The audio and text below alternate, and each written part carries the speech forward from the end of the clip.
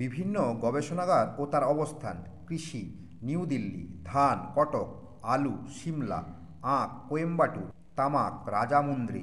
সড়ক নিউ দিল্লি, চিনি কানপুর, লাক্ষা রাঁচি, দুগ্ধ কারনাল, জ্বালানি ধানবাদ, চামড়া চেন্নাই, খনি ধানবাদ, ড্রাগ লখনৌ, আবহাওয়া পুনে ও দিল্লি, ইউরেনিয়াম জাদুগোড়া, মহাকাশ বেঙ্গালুরু, গম পুসা, পাট ব্যারাকপুর, মৎস্য জুনপুট, চা জোরহাট